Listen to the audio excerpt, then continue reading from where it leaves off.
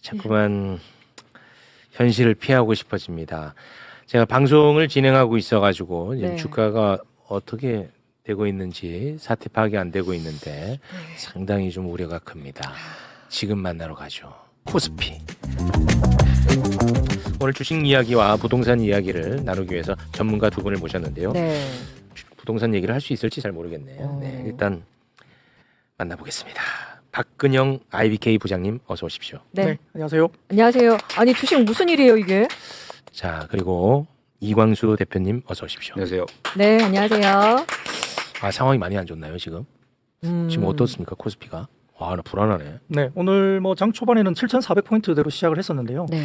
오전장 9시 반 정도부터 주가지수 선물이라고 해서 이제 주식과 연계된 부분들을 확 밀어내기 시작해가지고 거의 끝무렵까지 끝까지 밀어내는 그런 모습 보였고요. 뭐 여기들이 오전장부터 현물과 선물까지 다 팔아냈고 여기다가 이제 개인들은 받아냈지만 기관도 이제 버티질 못하고 오늘 보면 투신이 1조 6천억까지도 손절 같은 매도를 또 해댔어요. 거기다가 금융투자도 한 5천억 정도 팔았고요. 그다음 사모펀드도 4,800억 정도 팔았으니까 기관이 총 2조 7천억을 팔아댔습니다. 네. 못 견디고 판 것 같아요. 네. 그런 과정에서 급락세가 끝까지 나왔고요.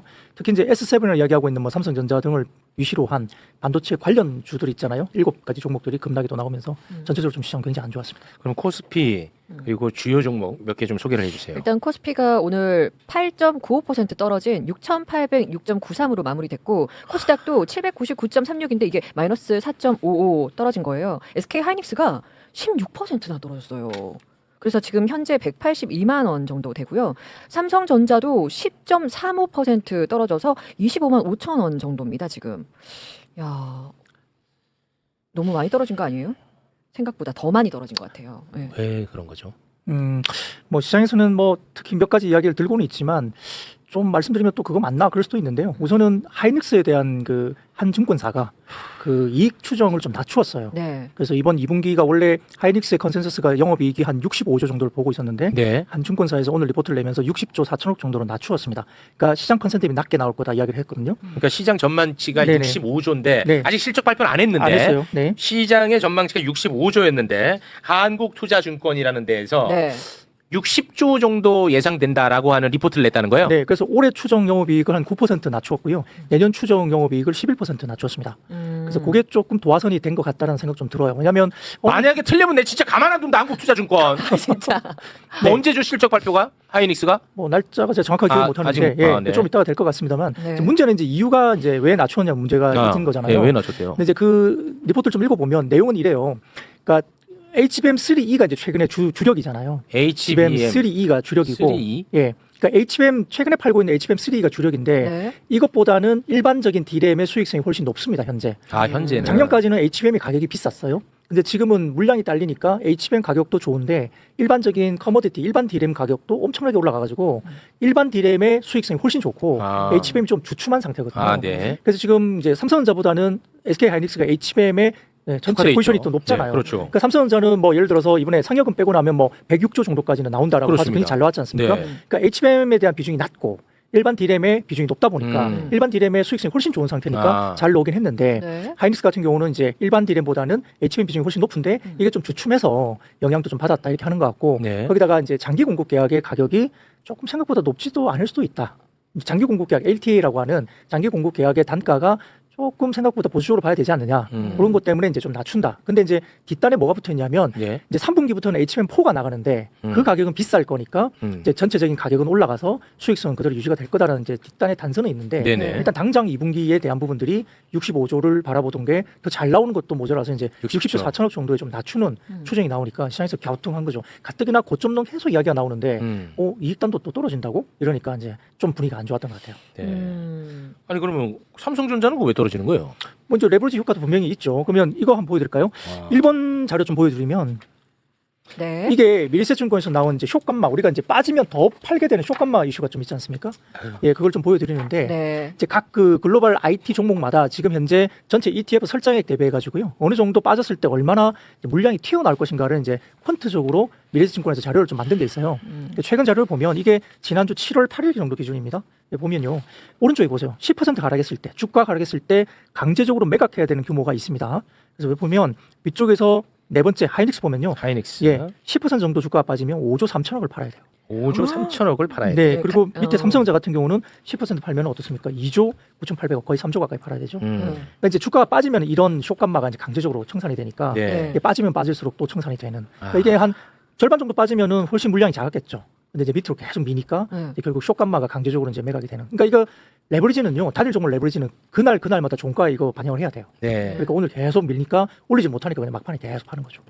그럼 내일은 어떨 것 같아요? 내일도 떨어질 수도 있어요? 글쎄요, 뭐 내일 주식을 맞춰라 하는 것은 오르내리고 네, 홀짝인데 그거는 뭐, 네. 그걸 정말 말하기 힘들죠. 수급은 오늘 너무 최악이기 때문에 아. 뭐 좀 이따 말씀드리겠지만 대만은 플러스로 끝났어요. 대만은 예, 그리고 오늘 오후에 한 3시 넘어서 TSMC 실적 발표가 돼 있었는데 네. 사상 최대 매출이 나왔거든요. TSMC는 사상 최대 네. 실적 발표했어요. 네, 삼성전자처럼 어. 나왔는데 그래서 대만은 지수는 플러스로 마무리가 됐거든요. 아, 그랬어요? 그러니까 이제 오늘 한국 지수가 뭐 8% 이상 급락한 것들은 뭐 네. 일부 이제 그런 아까 말씀드렸던 영향들이 사실 좀 있지 않았나 이렇게 추정을 할 수 있습니다. 한국투자증권 이 반드시 기억합니다. 반드시.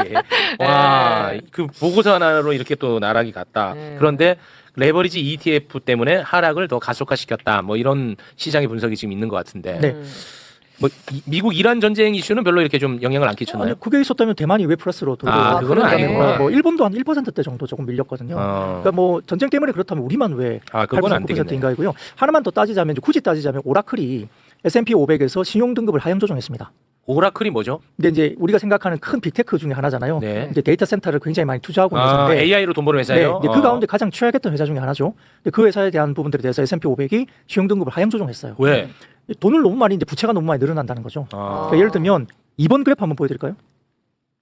이번 그래프 보면 짙은 파란색 위로 막 치솟는 게 네, 위로 보이지 않습니까? 치솟는 거. 그거는 미국의 빅테크들이 돈을 버는 거예요. 그러니까 예를 들어서 엔비디아나 메모리 반도체와 관련된 종목들을 합계를 보니까 저렇게 막 돈을 벌고 있는 거죠. 네. 그 회사들이 어떤 회사냐면요. 돈을 버는 회사가 예를 들어서 지금 보면은 엔비디아, 마이크론, 브로드컴, 그다음에 AMAT 이런 회사들. 그러니까 반도체와 관련된 종목들이 현금이 저렇게 막 쌓이고 있다는 거예요. 반도체 관련. 예, 근데 하늘색 막 내려가고 있지 않습니까? 네. 저기는 아마존, 구글, 메타, 마이크로소프트, 오라클 저렇게 막 빠지고 있는 거죠.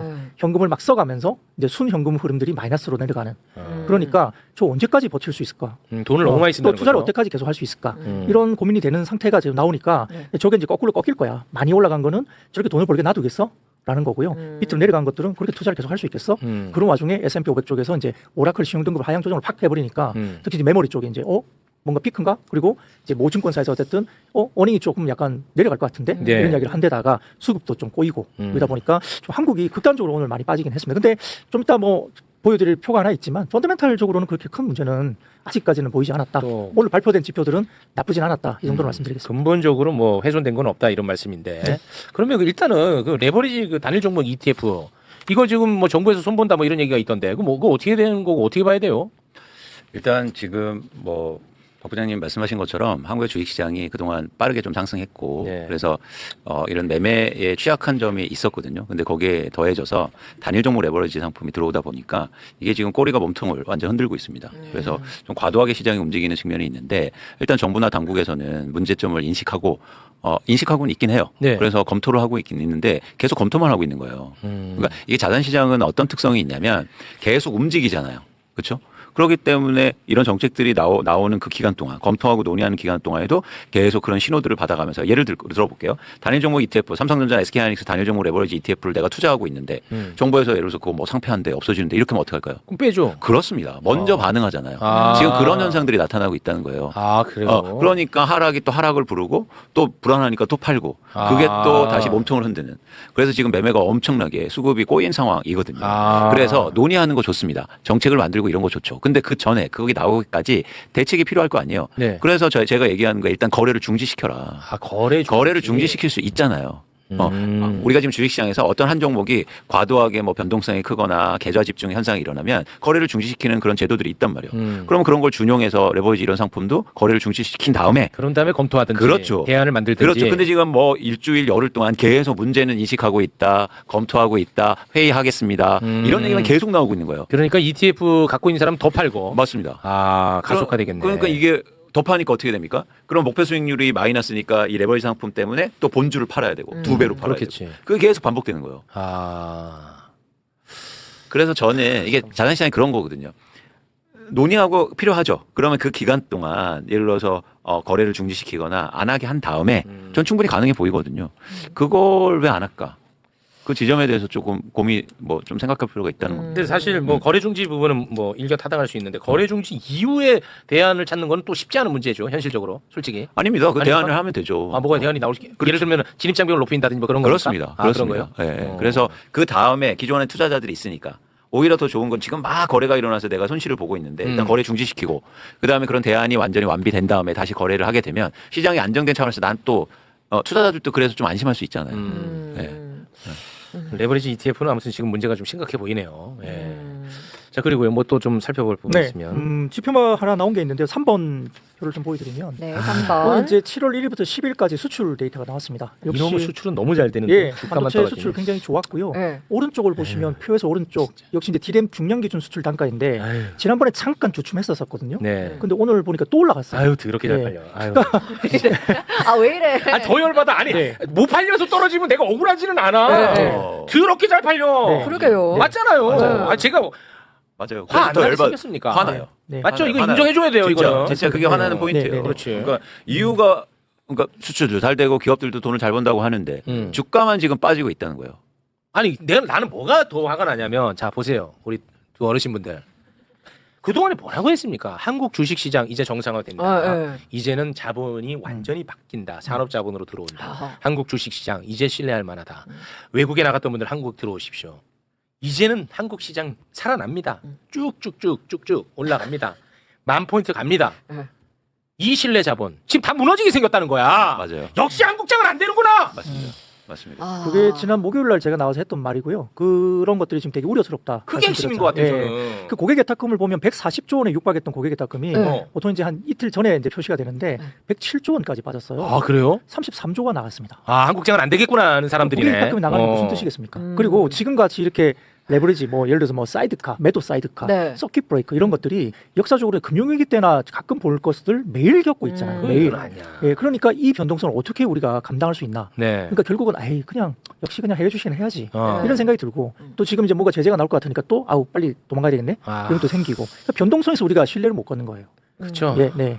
그런 것들이 심리가 취약해지고 또 이제 반도체에 대해서 상반기까지는 굉장히 굳건했잖아요. 다 같이 이건 좋다. 네. 근데 지금은 갈리잖아요. 어떤 쪽은 피크업 이야기를 하고 어떤 쪽은 아직 괜찮다 그러고 아. 갈리니까 이제 불안해지는 거죠. 오, 생각들이 다 갈리네. 음. 그러면 좀 피하거나 아니면 좀 쉬었다 해야지. 지금 아무것도 안 해야지. 아니면 일단 도망갔다가 나중에 보고 해야지. 이런 심리가 많아지니까 네. 더욱더 안 좋은 거에 민감해지는 시장이 되는 네. 거죠. 근데 뭐 솔직히 객관적 데이터로만 봤을 때는 AI 스토리 바뀐 게 하나도 없는 건 맞잖아요.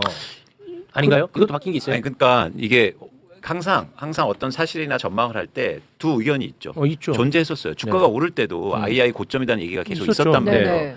그래서 이게 뭐 이렇게 토론하거나 할 때 논의하는 거잖아요. 네. 근데 주가가 오를 때는 AI가 거품 아니다. 계속 성장할 거다. 이게 이제 주목받은 거죠. 그렇죠. 그러면서 주가가 오르다. 그게 우세했지. 근데 이제 주가가 떨어지면 이제 부정론이 우세해요. 아. 자, 중요한 건 항상 의견이 있었는데 이게 어느 정도 반영되냐는 거예요. 그러니까 시장이 건전하고 안정적으로 움직이면 예를 들어서 부정론이 반영해서 주가가 빠질 수 있어요.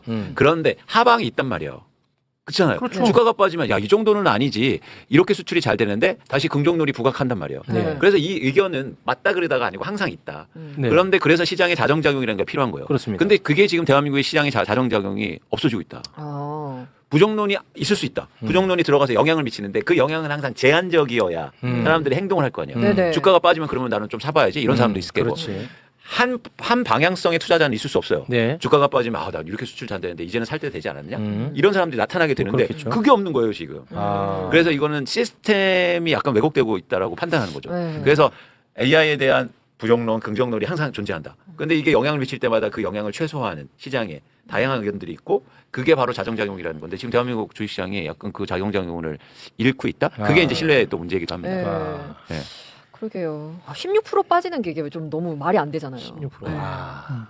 그러니까 아까도 TSMC 같은 경우에 실적이 좋게 나온다니까 글로벌하게 시장이 조금 빠지는 상황 속에서도 다시 조금 회복하는 모습을 보여요. 네. 바로 이런 거죠. 네. 이런 게 바로 시장에서 다양한 의견들이 충돌되면서 균형을 맞춰지는 지점인데 지금 단기적으로 보면 한국의 주식시장은 너무 일방적이다.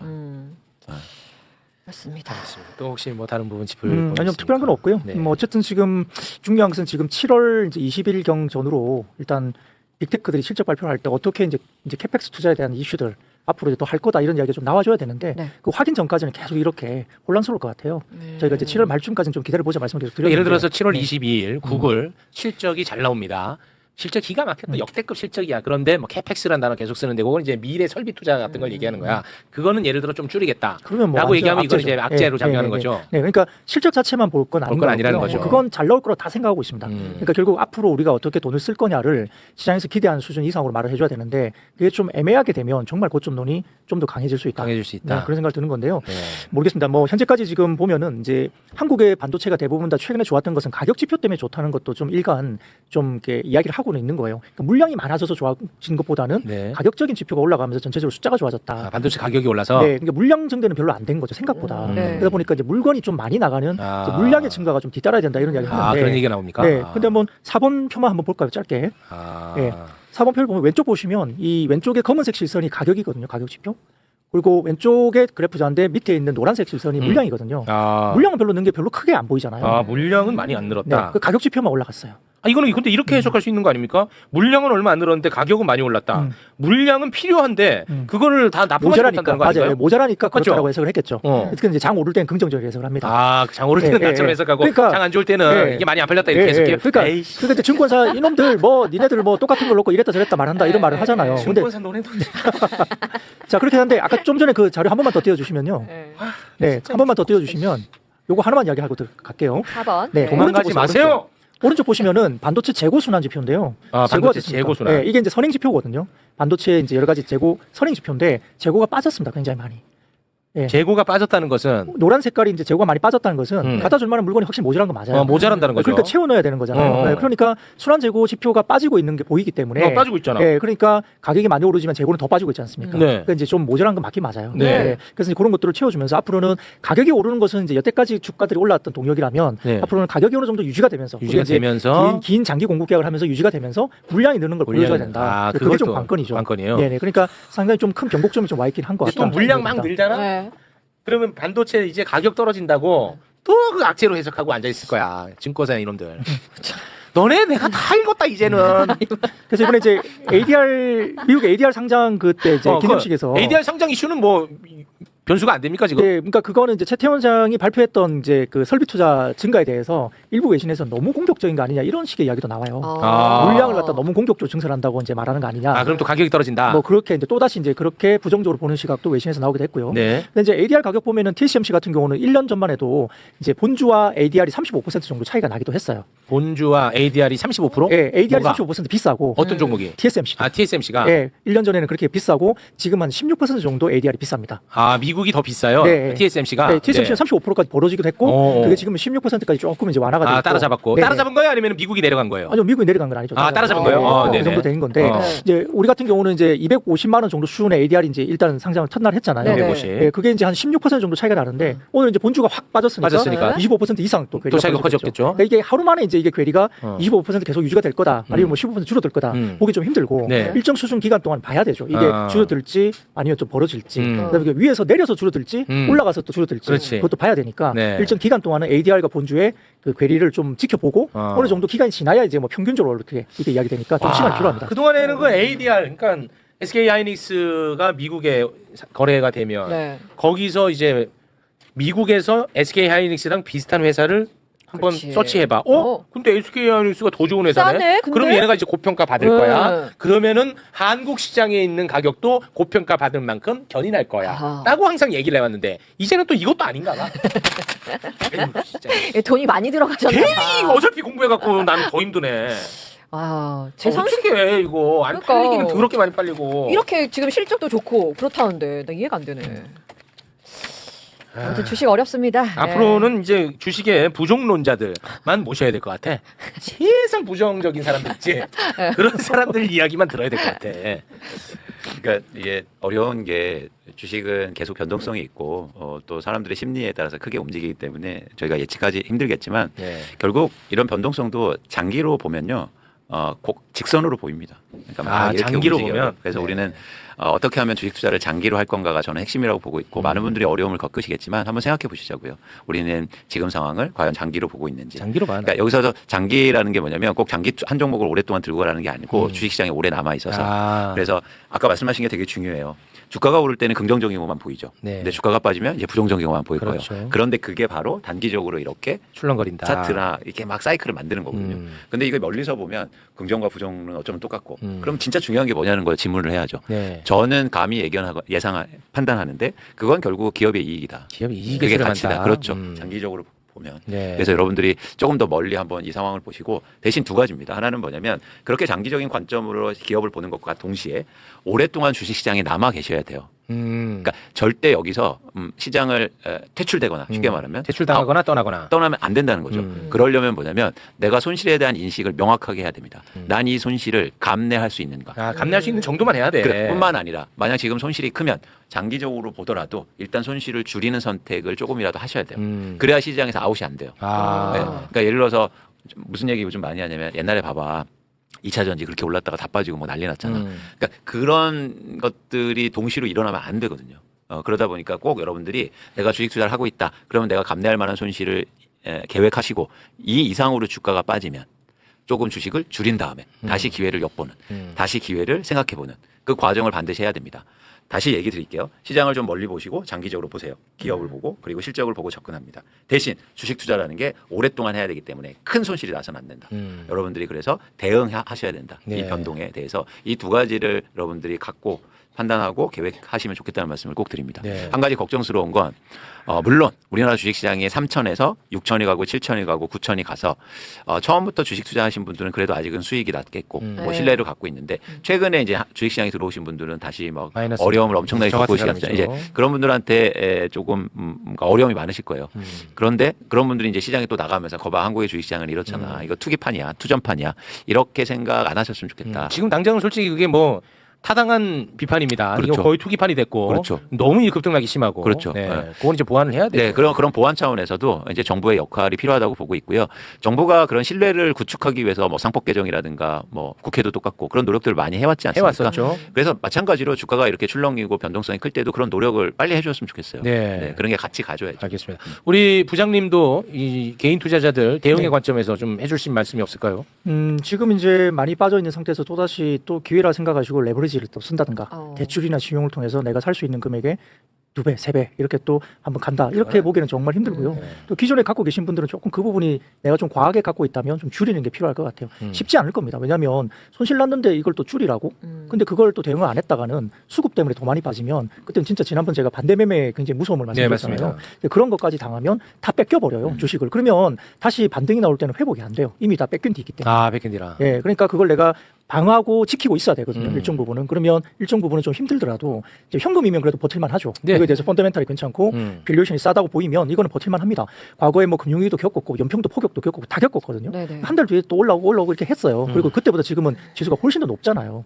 버틴 분들은 또 그렇게 좋은 주식들은 또 살아납니다. 근데 그때 이제 다 뺏겨버리면 문제가 되니까 그렇죠. 과도한 어떤 그런 신용이나 이런 것들을 많이 갖고 계신 것들은 어떻게든 조금씩 줄이면서 자기 리스크를 스스로가 네. 다치지 않도록 조금 어렵다 분명히 말씀드렸어요. 고객들이 쉽지 않습니다. 쉽지 않아. 예, 예. 손실 나 있는데 이걸 좀 줄이라고 쉽지 않은데 일정 부분은 필요하다. 네. 그게 관리가 안 되면 만약에 이게 수급 때문에 더 밀려버리면 이게 펀더멘탈하고 상관없는 게 수급은 정말 무서운 거거든요. 비쌀 때도 수급 때문에 확 버블이 생기기도 하고 빠질 때도요 수급 때문에 저점 계속 내려가면서 뭐 지하 1층, 2층 내려갈 때도 있어요. 단기에 그럴 수도 있거든요. 그러면 그때 당시에 주식을 뺏겨버려요. 반대매매 대상이 되면 강제적으로 뺏겨버립니다. 그러면 주식을 다 뺏기고 반등 나올 때는 다음날 반등 나오면 멘붕이거든요. 네. 그런 사태가 생기지 않도록 관리는 좀 하는 게 필요하다 말씀드리겠습니다. 확실히 그 개인 투자자가 이 주식으로 돈 벌기 참 어렵다는 걸 다시 한번 느끼고 있는데 이런 느낌이 이제 또 팽배해지면 결국은 대한민국 주식시장은 신뢰하지 못하는 주식시장이 될 겁니다. 중요한 말씀하셨는데, 그러니까 미국의 주식시장이 장기적으로 올랐다는 말을 하죠. 네. 뭐 단기적으로 출렁인 적도 있었어요. 그런데 길게 직선으로 보면 계속 상승합니다. 네. 그런데 그 상승 동력에는 뭐가 있었냐면 기업들이 이익을 꾸준하게 낸 것도 중요했지만 상장 주식 수가 줄어요. 네. 그러니까 어떤 얘기냐면 일자만 남구나. 그것뿐만 아니라 거래되는 주식이 왜 주냐면 기업들이 돈을 벌어서 주식을 산 다음에 자사주를 사서 없애버립니다. 아, 자사주. 그런 과정이 계속 이어지면서 신뢰를 확보하게 되는 거예요. 자, 지금 대한민국의 주식시장이 이런 신뢰를 확보하기 위해서는 투자자들의 문화, 그리고 정부의 노력, 그리고 기업들의 노력까지 같이 가져야 되는 같이 거예요. 가야죠. 근데 지금은 초창기이기 때문에 아직까지 이런 게 함께 못 가고 있어서 사람들이 불안한 거예요. 그래서 이럴 때일수록 예를 들어서 한국의 기업들이 적극적으로 나서서 자사주 매입하고 소각하고 배당에 대한 발표를 해야 되는 거예요. 그래서 상법 개정을 했고 네. 이게 그러니까 기업과 정부와 투자자가 함께 삼각이 가져야 된다. 그게 신뢰를 만드는 거예요. 근데 지금은 단기적으로 보면 너무 과도하게 투자자들한테 이런 문제가 짐이 엉겨져 있다는 거예요. 저는 이런 기회에 기업들도 적극적으로 나서야 된다는 거예요. 그렇게 돈 벌면 뭐 합니까? 투자자들을 위해서 노력해야 될 거 아니에요. 네. 그럼 삼성전자나 SK하이닉스도 조달했잖아요. 돈 많이 벌었잖아요. 그럼 적극적으로 배당에 대한 확대 정책, 자사주를 이번에 내가 주가 엄청 떨어져 있으니까 사겠다. 그래서 소각하겠다. 이런 정책들이 같이 가져야 되는 거죠. 그래서 저는 이제 그때 진짜 보여줄 때다. 그렇게 되면 대한민국 주식 시장이 정말 신뢰를 갖게 될 거예요. 네. 그래서 기업도 같이 노력하자. 그렇습니다. 이 말씀을 드립니다. 네. 충분히 할 수 있다. 알겠습니다. 네. 오늘 이제 주식 이야기 말고 부동산 이슈를 주로 준비를 했는데 지금은 부동산 얘기했다가는 몽둥이 맞을 것 같아요. 분위기가. 예, 예. 부동산은 다시 다음에 정리해서. 그러니까 왜냐하면 지금 우리가 항상 주창했던 게 뭡니까? 지금 부동산에 깔고 있는 자본을 좀 산업자본으로 좀 옮깁시다. 그럼 이 선순환 구조 되는 거 아닙니까? 대한민국 대전환의 시대 한번 만들어 봅시다. 이건데 그렇죠. 지금 그 말하기가 지금 맞아요. 시기적으로 오늘은 아닌 것 같아. 네. 예. 근데 어쨌든 이번 주에 굉장히 중요한 일정들이 있습니다. 정부에서 뭐예요? 7월에 그 부동산 세제 개편된 얘기들, 세제 그리고 개편. 정책이 이번 주에 발표되니- 발표됩니까? 아니요, 이번 주부터 아니죠? 토론회를 아, 열어요. 토론회. 그래서 네. 내일부터 국토부 토론회를 시작으로 해서 또 화요일, 수요일은 금융위가 하고요. 그러니까 처음에는 공급 정책 토론회, 두 번째는 대출 관련된 금융 토론, 부동산 금융 토론회, 그리고 목요일은 부동산 세제와 세제 관련된. 가야지. 그래서 기획재정부에서 그 세제 토론회를 전문가들 모여서 이제 일종의 난상 토론을 하게 됩니다. 그래서 거기에서 나오는 안을 갖고 23일 날 대통령이 대국민 토론회를 연다는 거예요. 네. 그래서 이 과정들을 여러분들이 잘 보시면서 한국의 부동산 시장이 과연 안정되고 어떤 세제가 도입될 건지 관심 있게 보시고 가장 중요한 건 제가 강조하지만 부동산 세제다. 세제 관련된 공급 대출 규제 세제 중에 세제가 제일 중요하다. 이번엔 가장 중요합니다. 그렇게 보십니까? 왜냐하면 세제라는 게 한번 통과되면 다시 바꿀 수 없는 문제고 공급이라는 건 계속이라든가 금융은 일시적으로 어떤 재책이 나올 수 있거든요. 근데 세제는 법을 통과시켜야 되기 때문에 그리고 시점도 다르기 때문에 올해 하반기에 법을 통과시키고 내년 상반기 그러니까 6월부터 적용을 해야 되거든요. 그래서 세제를 논의하는 게 지금 가장 중요한 건데 그런 것들에 대해서 여러분들이 관심을 많이 가지시는 게 중요하다 해 보입니다. 알겠습니다. 이 세제 그 공정시장가액 정도 조정하는 걸로 간다면 그건 쉽지 않을 것 같은데요. 그렇죠. 그래서 그런 토론에 어떤 면면의 사람들이 와서 이야기를 하는지를 여러분들이 잘 살펴보시고 네. 그래서 그 토론의 방향성이 중요해 보입니다. 알겠습니다. 네. 주식시장 토론부터 해라라는 의견이 지금 또 지배적이니까 네. 오늘은 확실히 부동산 이야기는 들을 준비가 지금 안 돼 있는 상황입니다. 이제 중요한 건 14일 날 발표되는 미국의 CPI가 하나 있어요. 네. 그것도 굉장히 중요한 변수입니다. 14일? 예, CPI라고 해서 CPI? 이제 물가 지표입니다. 물가지표. 예, 이거에서 좀 낮게 나오면 금리 인상까지는 좀 아니지 않나 이런 좀 변화가 생긴다면요. 네. 다행히 생긴다면 좀 안정을 찾을 수 있을 거로 보고 어. 있고요. 좀 낮게는 좀 나올 거라 생각은 하고 있어요. 유가가 좀 빠졌기 때문에. 유가 빠져서. 네, 그래서 CPI 쪽의 항목들에 대해서 14일 발표되는 내용들, 그러니까 그냥 숫자보다는 어떤 내용이냐가 되게 중요한데 네. 거기에서 좀 이제 빠지는 쪽에 대한 부분들, 이제 물가가 빠지는 것들 이것에 대해서 좀 긍정적인 데이터가 나오면 시장이 좀 안정을 찾을 수 있다. 좀 안정 찾을 수 있다. 14일. 오늘 며칠이야? 오늘 13일. 내일인데요? 내일이네요? 네. 내일이네요. 그런 14일. 변수가 좀 있습니다. 내일이죠. 내일. 14일로. 그럼 내일 저 아침에 나오나 보네. 우리 시간으로. 현지 시간 14일이니까. 현지 시간으로 14일. 그러면 우리로 보면 모레 아침일 가능성도 있겠네. 그리고 이제 그게 나오고 난 다음에는 이제 그 이번에 케빈 오씨가 또 무슨 한마디를 해요. 어디 나와가지고. 케빈 오씨. 그러면 이제 그 사람의 또 이제 통화 정책 이런 것에 대한 멘트를 어떻게 할 것인지. 그것도 이제 물가 지수가 나오면은 바로 케빈 오씨가 한마디 그 합니까? 뒤에 뭐 조금 지나서 이제 다른 쪽에서 이제 그 이야기를 한 시간이 뭐 좀 그렇게 텀이 크지 않는 것 같더라고요. 그러니까 그것도 이제 좀 있으니까 네. 시장의 어떤 금리에 대한 부분도 혹시 이제 한국은 금리를 올릴 거예요. 한국은 올리는 게 기정사실이고. 네, 그럴 건데 네. 거기에서 이제 미국에서는 어떻게 갈 거냐. 그게 좀 더 중요하니까 글로벌에서는. 알겠습니다. 네. 미국은 또 물가 지수 엄청 낮게 나오고 금리는 저희 올리지 않습니다. 이 얘기 나올 것 같은데 또 뭐 봐야 되겠죠 내용은 숫자는 아무도 모르고. 그러고 나서 이제 폭등. 폭등. 그것도 안 좋은 거예요. 안 좋은 거예요? 변동폭이 크잖아요. 그러니까. 그래서 지금은 변동폭이 주는 게 대한민국 주식시장에서 가장 중요하고 가장 리스크다. 제가 뭐 이게 뻔한 말일 수도 있지만 많은 분들 힘들어하실까 봐 한 말씀만 드리고 싶은 게 있습니다. 네. 나무가 바람에 흔들리잖아요. 많이 흔들립니다. 그렇죠? 많이 지금처럼. 흔들려요, 지금. 근데 흔들리는 이유는 나무가 연약해서가 아니고 뿌리째 뽑지 않으려고 노력하는 거예요. 뿌리가 안 뽑히려고 나무가 흔들리는 거예요. 그렇습니다. 오. 그래서 여러분들이 이렇게 막 흔들리는 장을 보면서 어. 마음까지 그렇게 흔들리지 않으셨으면 좋겠다. 뿌리는 뽑히지 않겠습니다. 그렇습니다. 그래서 대한민국의 뿌리, 경제의 뿌리, 그리고 기업들의 뿌리가 든든하다. 그래서 그런 걸 또 믿어보시고 오히려 그 바람이 막 흔들리는 건 나무가 살아남기 위해 그런 그런 자구책이다. 네. 그리고 미국 같은 경우에는요 나무들이 이렇게 그 허리케인이 온다고 예고가 있잖아요. 그럼 뿌리가 더 깊게 해서 서로 이렇게 손을 잡는데요. 서로 나무끼리. 잡죠. 그래서 막 흔들리지만 서로 이렇게 손을 잡는 거죠. 그래서 저는 아까 말씀드린 것처럼 이렇게 주식시장이 위기일 때 투자자들과 기업과 정부가 연대해서 대한민국 주식시장이 굉장히 중요합니다. 중요합니다. 지금 여러 가지 차원에서 네. 그런 모습도 같이 보여줬으면 좋겠다는 말씀 드립니다. 네, 알겠습니다. 지금 한가하게 나무 얘기할 때냐라는 의견들도 좀 올라오고 있습니다. 아 지금 사람들이 이거 진짜 이거 지금 상황이 많이 안 좋네 보니까. 그러게요. 네. 아 일단은 그 ETF 문제 빨리 해결해야겠다. 그건 맞잖아요. 네. 예. 거래 그거는 정지. 거래 정지부터 네, 일단 네. 시키고 네. 첫 출발이 그렇죠. 그 다음에 논의를 시작하자. 그런 논의. 네. 그거 중요하네. 네. 당장. 네. 알겠습니다. 자, 그러면 두 분과 여기서 인사를 나누겠습니다. 두 분 고맙습니다. 네, 고맙습니다. 감사합니다.